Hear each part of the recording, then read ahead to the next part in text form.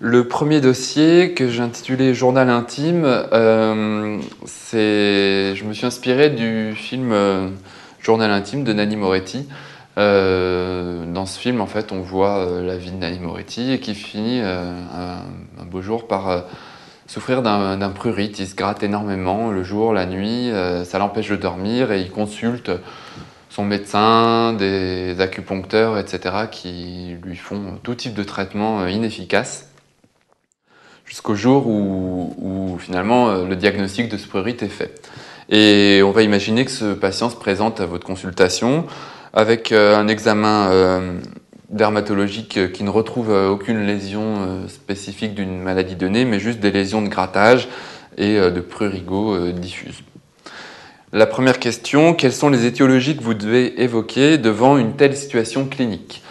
Donc on appelle ça un prurite cinémateria, c'est-à-dire sans lésions dermatologiques, eczéma ou urticaire qui expliquent le prurite. Vous devez absolument avoir en tête quelques maladies organiques systémiques qui sont responsables de prurite et que vous allez devoir éliminer dans votre examen du patient.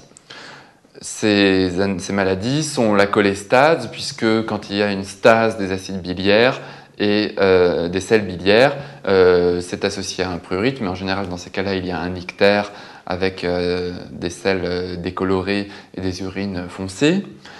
L'insuffisance rénale chronique, mais là il est rare qu'une insuffisance rénale chronique soit révélée par un prurite, c'est plutôt un des symptômes urémiques qui vient compliquer le tableau d'un patient insuffisant rénal déjà suivi. Les dysthyroïdies, là, ça peut être une des circonstances de diagnostic d'une hypothyroïdie ou d'une maladie de base d'eau. Et les hémopathies, en particulier les lymphomes. Et il faut aussi que vous gardiez en tête que l'infection par le VIH peut être à l'origine de ces symptômes et également une maladie dermatologique pas si rare que ça, qui est la gale, dans laquelle on peut passer à côté des lésions spécifiques de la gale comme les vésicules perlées ou les sillons scabieux. Quelle question devez-vous poser à un jeune homme qui se plaint de prurite diffus et que recherchez-vous à l'examen clinique? Donc là, ça va être bien sûr lié aux étiologies que vous avez évoquées à la question 1. Donc là encore, il va falloir quand même poser des questions sur l'état général du patient, ses antécédents personnels et familiaux, les prises médicamenteuses, ça c'est indispensable puisque le prurite peut être un effet secondaire médicamenteux, et puis son mode de vie, puisqu'on a évoqué le VIH, la gale, etc. Quelles sont ses habitudes sexuelles, quelle est sa profession, quels sont les horaires du prurite, est-ce que c'est lié à des périodes de vacances, est-ce que c'est lié à des périodes où il est au travail, est-ce que c'est un prurite qui est plutôt nocturne, plutôt diurne, etc. Après, on va chercher des arguments, des éléments, des signes fonctionnels en rapport avec les grandes étiologies organiques dont je vous ai parlé. Donc pour l'insuffisance rénale, on va chercher des dosages antérieurs de la créatininémie. Pour les dysthyroïdies, on va chercher des signes d'hypothyréoïdie ou d'hyperthyroïdie, constipation d'un côté, diarrhée de l'autre, des signes oculaires de maladie de base d'eau, un myxœdème en rapport avec une hypothyroïdie, etc. Pour la cholestase, on va rechercher ce que je vous ai dit, les sels décolorés, les urines foncées, l'ictère. Là, on va palper le ventre à la recherche d'une hépatomégalie ou d'une splénomégalie. Pour l'infection par le VIH, ça va reposer essentiellement sur la recherche de facteurs de risque d'infection VIH, toxicomanie intraveineuse, rapports sexuels non protégés, etc. Et pour la maladie de Hodgkin, on va rechercher des signes généraux évocateurs comme les sueurs nocturnes, l'amaigrissement, la fièvre au long cours et un signe fonctionnel qui est assez évocateur, dont on ne comprend pas bien la physiopathologie, qui est des douleurs lors de l'ingestion d'alcool. Quelle est la physiopathologie du prurite dans le lymphome? C'est une bonne question à laquelle malheureusement il n'y a pas encore de réponse et ça pourrait être éventuellement un sujet de recherche intéressant.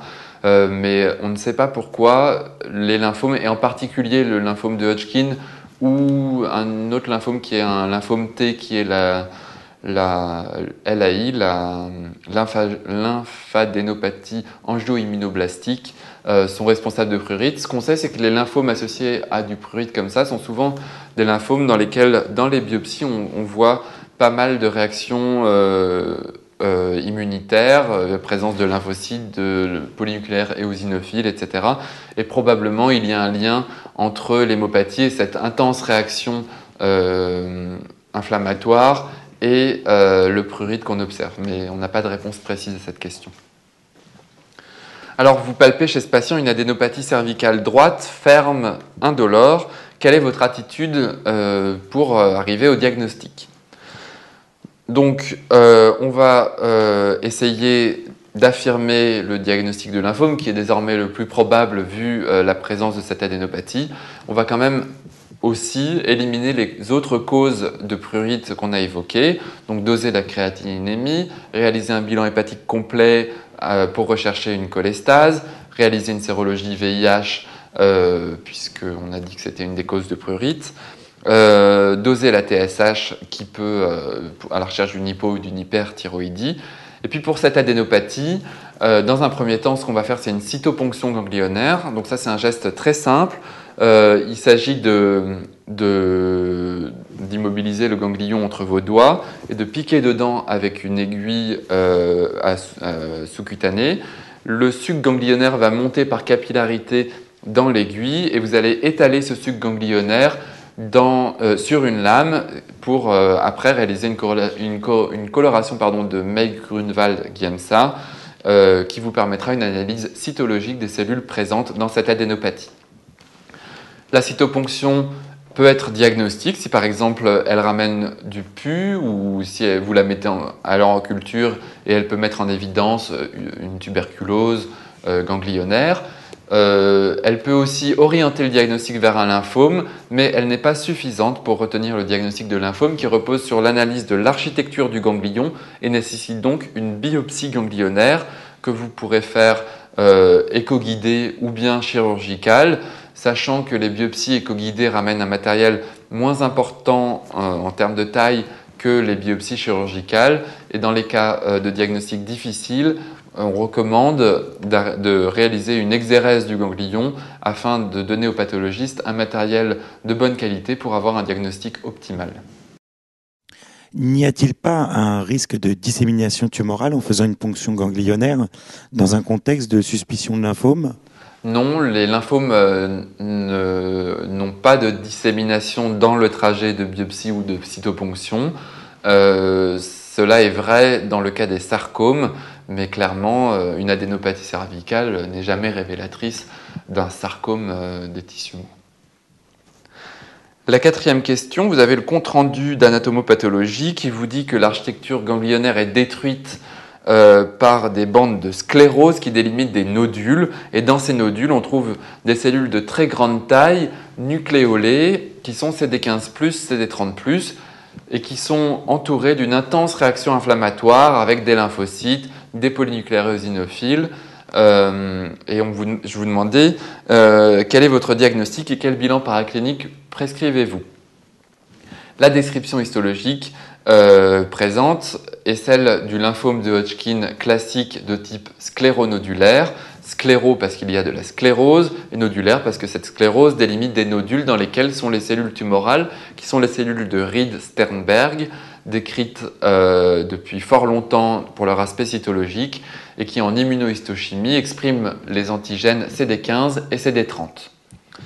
Le bilan d'extension de la maladie de Hodgkin est tout à fait codifié. Il repose sur le scanner thoraco-abdominopelvien avec injection pour apprécier la dissémination de la maladie. D'autre part, sur le PET scanner, donc, qui permet éventuellement de repérer des adénopathies qui seraient passées inaperçues sur le scanner et puis qui a aussi un intérêt puisque la réponse métabolique de la tumeur aux chimiothérapies, c'est-à-dire la diminution de la fixation au PET scanner, est un argument pour adapter l'intensité de la chimiothérapie. Par ailleurs, vous devez réaliser une biopsie ostéomédulaire afin de rechercher un envahissement médulaire du lymphome. Cette biopsie vous devez la mettre systématiquement pour le CN et dans tous les lymphomes. Par contre, en pratique, dans le lymphome de Hodgkin scléronodulaire typique du jeune, si le PET scan ne montre pas d'envahissement médulaire et s'il s'agit d'un stade localisé, c'est un examen dont on peut se dispenser, mais ça c'est une finesse que vous ne devez pas retenir pour l'examen national classant. Enfin, dans le lymphome de Hodgkin, il y a des facteurs pronostiques à évaluer. La vitesse de sédimentation est un facteur pronostique dans les stades localisés, stade 1-2 de la classification en Arbor. C'est d'ailleurs, je pense, une des rares indications qui persistent pour la vitesse de sédimentation. Et dans les stades disséminés, le pronostic est apprécié par la numération formule sanguine et le dosage de l'albuminémie que vous devrez donc réaliser. Enfin, chez tout patient qui présente une hémopathie lymphoïde B, comme le lymphome de Hodgkin, il faut absolument réaliser une sérologie VIH, puisque l'infection par le virus VIH prédispose à la survenue d'hémopathie lymphoïde et conditionne bien sûr le traitement. Donc vous devez absolument faire cela. Vous réalisez aussi un bilan pré-thérapeutique. C'est un homme jeune, vous devez congeler du sperme au sécose, donc avec les sérologies virales habituelles, VIH, VHB, VHC et la sérologie syphilis. Vous utiliserez des drogues toxiques pour le cœur qui sont les anthracyclines, donc vous devez disposer d'une échographie transthoracique avec mesure de la FEVG pré-thérapeutique. Vous utiliserez de la bléomycine qui a une toxicité pulmonaire et donc si possible il faut absolument une radiographie thoracique et des épreuves fonctionnelles respiratoires. À ce propos, la radiographie thoracique a aussi une valeur dans le bilan d'extension puisqu'elle permettra d'évaluer la présence d'une adénopathie dite bulky, c'est-à-dire un diamètre de l'adénopathie qui est supérieur à 1/3 du diamètre du thorax. Et ce critère de bulky est actuellement défini encore sur la radiographie thoracique et non pas sur le scanner thoracique. Et puis, dans l'hypothèse de chimiothérapie qui seront cytopéniantes et d'un patient qui aura besoin éventuellement de transfusion, il est de bon ton de grouper ce patient afin de disposer d'une carte de groupe en cas de besoin de transfusion. Comment classe-t-on les lymphomes ? Alors c'est une question qui est assez vaste, mais qui est intéressante. La classification, il faut que vous compreniez que les lymphomes, donc actuellement la classification est histologique. Chaque stade de différenciation des lymphocytes B ou des lymphocytes T est associé à un type d'hémopathie lymphoïde. Et donc ça donne environ une vingtaine ou une trentaine de types de lymphomes différents, ce qui est un nombre bien sûr beaucoup trop important pour que vous en reteniez les détails pour le CN. Ce que vous pouvez retenir, c'est la classification précédente qui distinguait les lymphomes agressifs des lymphomes indolents. Et donc je vous recommande de retenir dans les lymphomes agressifs le lymphome B diffus à grande cellule, qui est le prototype du lymphome agressif de type B. Les lymphomes T en général sont des lymphomes agressifs, sauf les lymphomes T cutanés, et le lymphome de Burkitt qui est aussi un lymphome B agressif, extrêmement agressif, avec un temps de doublement des cellules tumorales inférieur à 48 heures. Dans les lymphomes indolents, retenez le plus fréquent qui est le lymphome folliculaire, caractérisé par la translocation 14-18 qui fait surexprimer le gène BCL2. Retenez éventuellement le lymphome de la zone marginale qui est associé, quand il est gastrique, à la présence d'Helicobacter pylori. Et puis vous pouvez retenir le lymphome du manteau qui, lui, a la translocation entre le chromosome 11 et le chromosome 14 qui fait surexprimer le gène de la cycline D1. Et ce lymphome du manteau, autrefois considéré comme plutôt indolent, est actuellement considéré comme intermédiaire, voire agressif. Voilà. Et à part ces classifications-là, il y a le lymphome de Hodgkin qui a été identifié, mis à part des autres lymphomes de façon historique, puisque on a décrit son aspect pathologique en anapathe bien longtemps avant qu'on identifie son origine B. et donc le lymphome de Hodgkin reste un petit peu à part dans les classifications du lymphome. La 5e question était une question de thérapeutique. Vous traitez ce patient par le schéma classique de traitement des lymphomes de Hodgkin localisés, qui est l'ABVD, donc qui associe la doxorubicine, la bléomycine, la vinblastine et la dacarbazine. Précisez le mode d'action et la toxicité principale de ces drogues. Alors la doxorubicine, c'est une anthracycline. Les anthracyclines sont des agents intercalants qui s'intercalent entre les deux brins de l'ADN et qui vont gêner l'action des enzymes topoisomérases qui sont là pour remodeler l'ADN pour permettre au DNA polymérase ou au RNA polymérase de lire les deux brins d'ADN. La toxicité des anthracyclines spécifique des anthracyclines est la toxicité cardiaque qui est dose dépendante, c'est-à-dire que à partir d'une dose cumulative donnée d'anthracycline, vous avez des cardiomyopathies dilatées. Et donc, on doit absolument contrôler les doses d'anthracycline reçues par les patients pour ne pas arriver à ces paliers-là. La bléomycine est un agent qui scinde l'ADN, qui est utilisé essentiellement d'ailleurs en hématologie dans le lymphome de Hodgkin.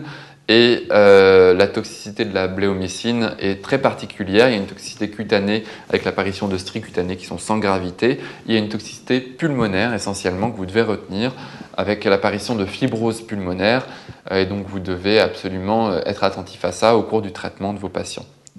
La vinblastine est un inhibiteur du fuseau mitotique qui empêche la polymérisation des microtubules. Et la vinblastine, comme tous les poisons des microtubules, sont toxiques pour les cellules qui ont des microtubules extrêmement longs, et ces cellules sont les neurones. Donc tous ces agents, ces poisons du fuseau, vincristine, vinblastine, taxane, ont comme principale toxicité des neuropathies, soit des neuropathies sensitives avec des paresthésies des membres inférieurs, soit des neuropathies autonomes avec des tableaux d'Ileus par neuropathie végétative.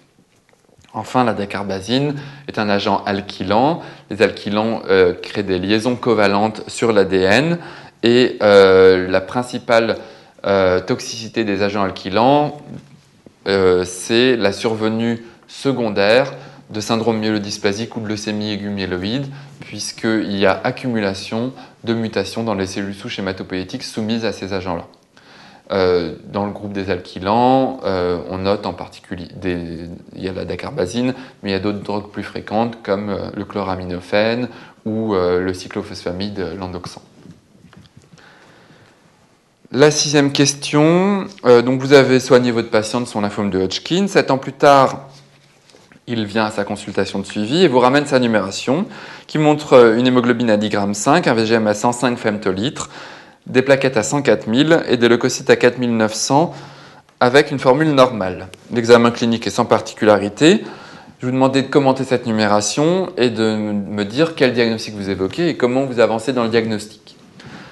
Cette numération, on est frappé par une anémie macrocytaire avec un VGM supérieur à 100 femtolitres et une thrombopénie modérée, sans neutropénie et sans anomalie de la lignée granuleuse. On redoute avant tout et essentiellement un syndrome myélodysplasique secondaire à l'administration d'agents alkylants, la dacarbazine. Et pour ça, on va demander un frottis sanguin, bien sûr, et la réalisation d'un myélogramme par ponction sternale pour une analyse cytologique qui montrera la présence de signes de dysmyélopoïèse et qui permettra de quantifier l'excès de blast et qui permettra aussi sur le myélogramme, on enverra un prélèvement pour la cytogénétique pour étudier les anomalies du karyotype qui ont une valeur pronostique majeure dans les syndromes myélodysplasiques.